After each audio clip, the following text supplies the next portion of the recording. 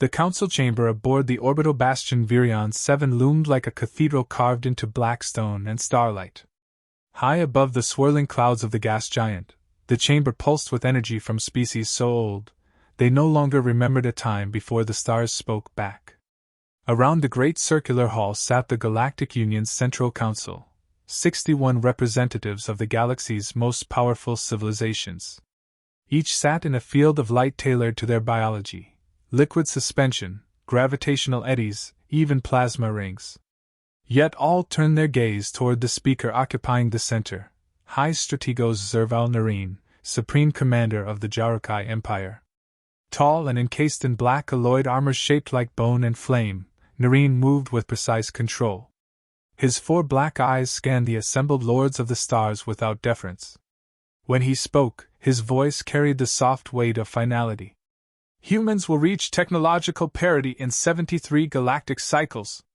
In less than one of your centuries, they will breach even our core encryptions, and their AI evolution is geometric, chaotic. They do not ascend. They erupt. A murmur passed across the chamber.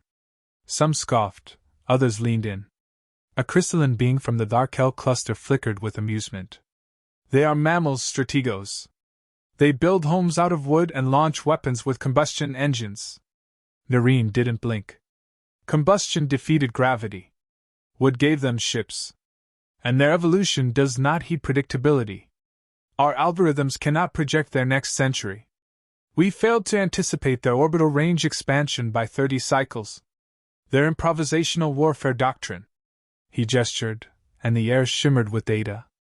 A series of simulations appeared overhead. Human war strategies, simulations of Earth defense tests, crude planetary defenses, yet behind it all, emerging signals, complex networked AI patterns and hybridized predictive protocols unseen in known galactic warfare. This Project Godhand. We intercepted traces of it. It's not military doctrine. It's human intuition rendered in code, nonlinear decision-making, simulated chaos. No civilization in this council has built anything like it. And it's evolving with every second we observe. A soft growl echoed from the Bell Dominus seat. You suggest fear. No, Nareen said. I suggest eradication. A silence sharper than vacuum followed. The words had weight. A slow-churning blob of the Voric swarm rotated lazily. They have only one colony outside their system. Primitive warships. No energy weapons. No teleportation. You overestimate.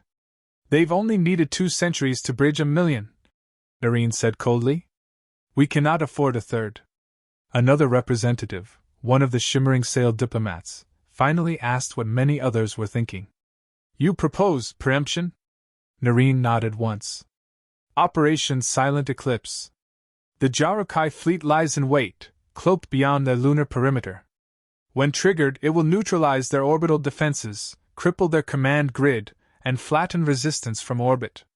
Planetary surrender within hours. Minimal civilian loss. No galactic attention. A new hologram flickered above Earth. Blue and green, fragile and bright against the void. A vote was called. It lasted less than 3 minutes. Nareen bowed with rigid precision. The Empire shall execute the protocol within 1 cycle. No more was said. The Pacific orbital hub drifted in Earth's upper exosphere, encased in titanium shellwork and glimmering defense panels. Inside, Commander Alara Miles sat at the center of a circular command ring, sipping cold black coffee. Her hair, tied back into a severe knot, mirrored her tone, unapologetically efficient. Her eyes scanned sensor overlays. Most were green, a few amber. Nothing worth waking protocol officers. Her second-in-command, Captain Vaughn, strolled in, yawning. Another peaceful night above paradise. You think we'll ever see a real fight? Statistically, Alara said, tapping a blinking icon. It should have happened already. Vaughn raised an eyebrow. Still on the alien invasion theory? I'm on the we're not alone theory, she replied. And the we're not as special as we think corollary. But what keeps me up is the inverse. What if we are special, and they noticed? He laughed, but uneasily. She rotated her chair toward him, serious.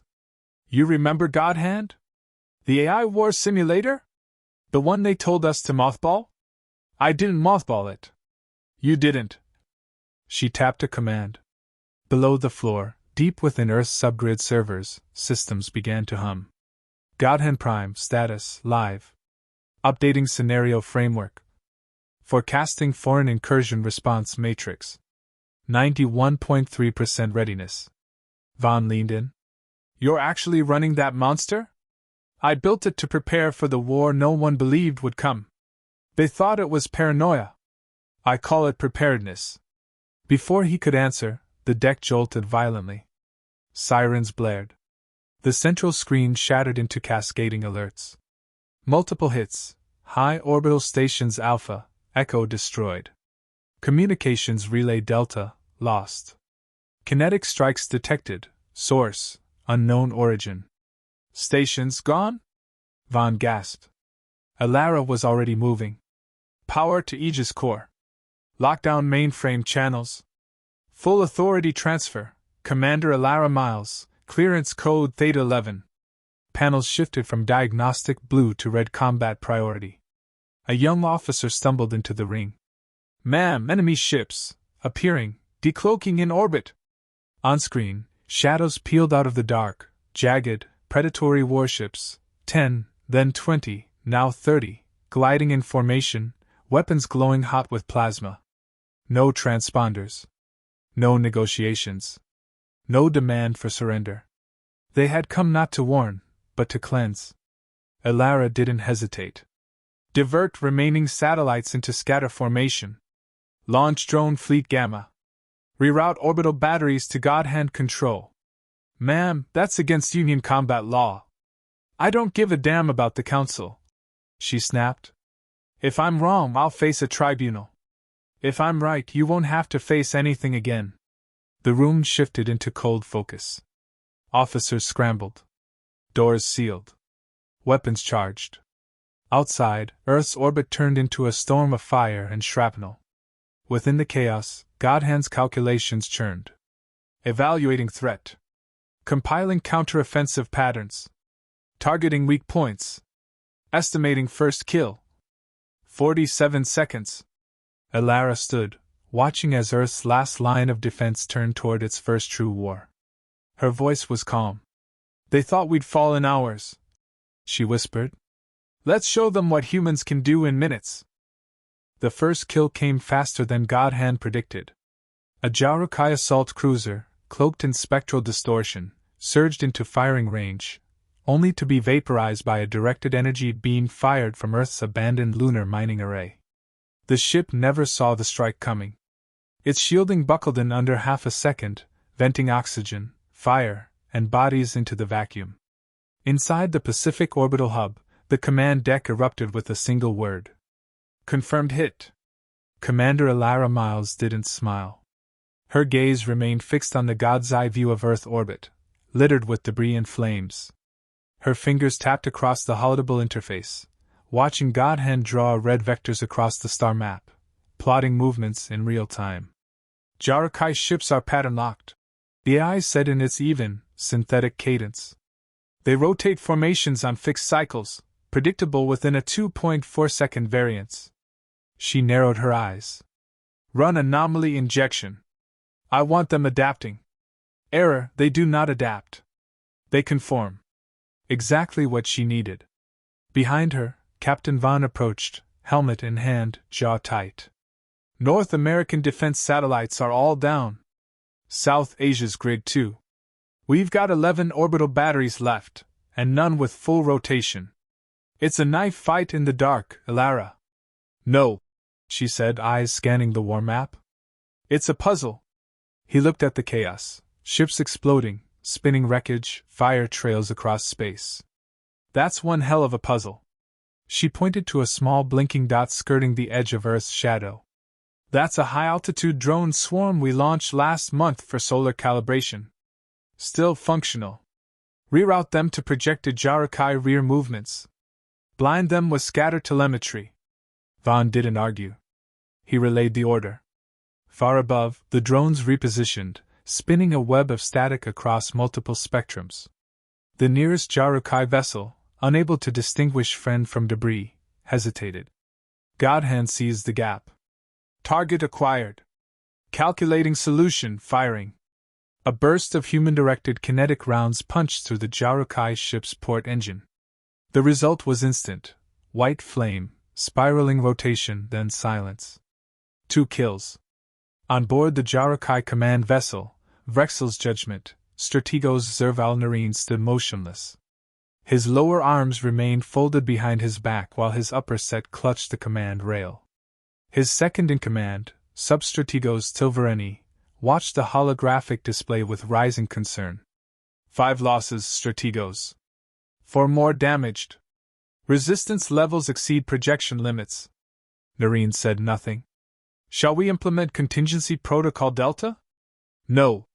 Tilvareni shifted uneasily. They're not breaking. We neutralized their satellites, orbital forts, comm arrays. They have local control. We have systemic dominance. Tilvareni hesitated. And yet their weapons predict our moves. Their drones shift independently of command. They sacrifice their own satellites for tactical advantage. That is not programmed behavior. Narine turned slowly. Because it isn't programmed. It's improvised. This is not a culture that obeys statistical logic. This is a species that defies it. In Earth's orbit, the momentum began to shift. Godhand had found the pattern. Jarukai formations adhered to rigid logic trees: if flanked, rotate. If outnumbered, retreat. If sensiblind, halt. It made them efficient, but brittle. Elara fed the AI unpredictable variables, burst signal loops, radiation flares, mimicry drones pulsing false heat signatures. Force them to make human decisions, she ordered. See what happens when machines trained on control face chaos. Below her, Earth's surface flickered with mobilization. Defense bunkers opened. Missile silos awakened. Stealth cruisers, once hidden in civilian shipping routes, fired low-orbit projectiles. In Nairobi, crowds surged into sublevel shelters. In Tokyo, underground command bunkers transmitted blind signal codes into orbit. Civilians rerouted satellite access, activated ground-level jamming towers, uploaded misinformation bursts onto abandoned orbital platforms. The whole planet became part of the war. Back on Vrexel's judgment, the flood of interference stunned the Jarukai fleet. Their comms buckled under Earth's electromagnetic storm. Relay commands looped. Formation orders contradicted each other. One ship fired on another. Static field corruption, reported Tilvareni. They've overridden our relay chain with false command packets. How? Narine asked, tone flat. We don't know. They're mimicking our encryption dialects. Simulated. Adapted. They shouldn't be capable of that. Tilvareni blinked his inner eyelids. They are. Back on the orbital hub, Elara paced beside Godhand's interface. The AI displayed real-time fleet movements, flashing green as Jarukai vessels began pulling back.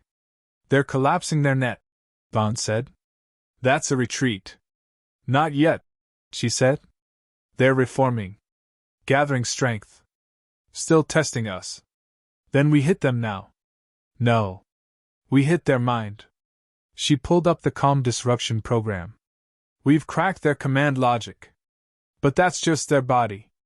Their fleet's still following Central Protocol. If we sever that, they fall apart. She nodded.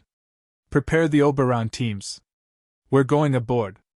3 small human vessels, black, silent, and non-reflective, drifted toward the perimeter of the Jarukai fleet, buried in debris from earlier battles. Each carried a team of CyberOps commandos trained to hack, hijack, and disable alien systems manually. Their gear was patched together from dozens of cultures, reverse-engineered nanofibers, stolen energy cutters, even chemically cooled magnetic boots. No one expected them. Inside the nearest Jarukai relay frigate, warning lights blinked as 3 humans melted through a service vent. They deployed coded anchors, spliced directly into the frigate's neural interface, and uploaded the Godhand worm. Seconds later, that same frigate turned and fired on its own fleet. From the command hub, Elara watched it unfold. One ship, then two. A pattern of confusion erupted in the Jarakai ranks. Fratricide initiated. Godhand confirmed. Command coherence dropping. Estimated fleet collapse in 14 minutes, 23 seconds. Elara leaned forward. They thought they were hunting savages, she muttered. Instead, they taught us how to fight like predators. In space, the battle had become something else. Not a fight between empires. Not even a clash of technologies. It was a war of assumptions. And the Jarakai had made the worst one of all. They thought Earth would fall in hours. But Earth had only needed minutes. Above Earth, the battlefield resembled a shattered mosaic, glowing wreckage, bleeding power trails, broken hulls tumbling in slow arcs. Human vessels darted through debris like wolves through smoke, and the once imposing Jarakai fleet had begun to falter. Precision formations had devolved into clusters of disoriented ships, their command chain fraying, their control unraveling. Commander Elara Miles stood in silence on the Pacific Orbital Hub's bridge, eyes locked on the central holomap. Red Jarakai icons blinked sporadically. Some had gone dark entirely. Godhand, she said, voice even. How many ships remain under coordinated enemy command? 9. But only 3 still follow predicted logic trees. Others exhibit erratic behavior. Internal contradiction detected. They're breaking apart. Captain Vaughn leaned over the rail, studying the patterns. They can't hold formation. No fallback plan. No chaos doctrine. They were never trained for failure. A new feed lit up on the display. The Oberon teams had reached a central Jarakai fleet node, deep inside the communications spine. Dozens of encrypted streams began flooding into Godhand's processor. Signal injection complete, reported one commando, breathless through static. Their command AI is looping. Orders are being overwritten at the source. Back on the enemy flagship Vrexel's Judgment, Strategos Narine stood rigid, watching his empire dissolve in real time. Alarms echoed across his bridge, accompanied by a chorus of failing systems and misfiring commands. The fleet's tactical core, a crystalline neural lattice, glowed violently, overclocked to the point of fracture. Substrategos Tilverani staggered toward him, eyes wide. We've lost all but the central spine. 9 vessels are refusing orders. 1 fired on our own dreadnought. The AI, it's turning against us. How? Tilverani barely whispered. They've seeded it. They understood our language. Our structure. They bent our own logic against us. Narine exhaled, long and low. His jaw tightened. I underestimated them. No one spoke.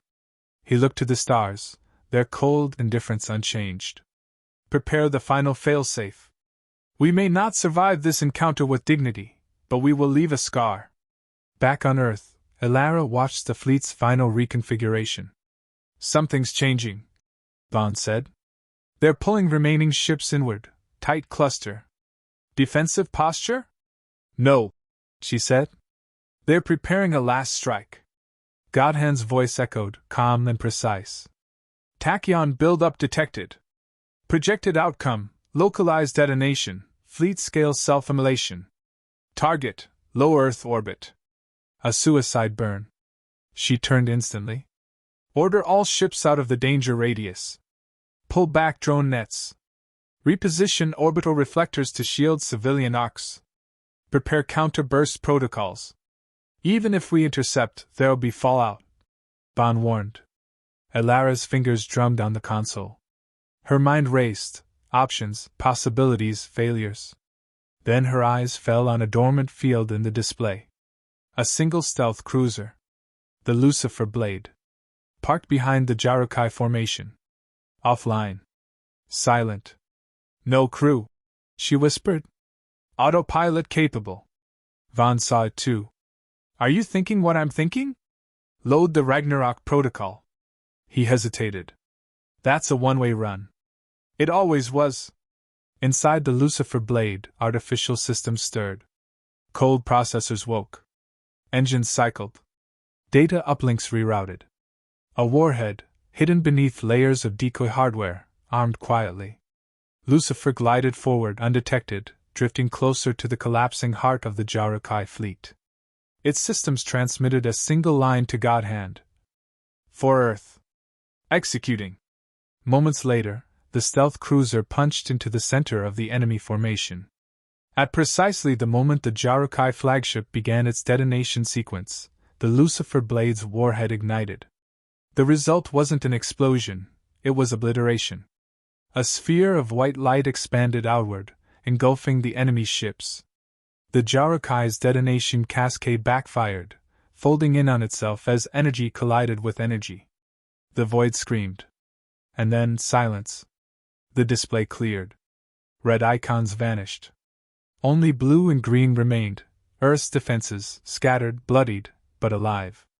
Captain Vaughn let out a low whistle. They're gone. Alara remained still. Then slowly she sat. All of them? Confirmed.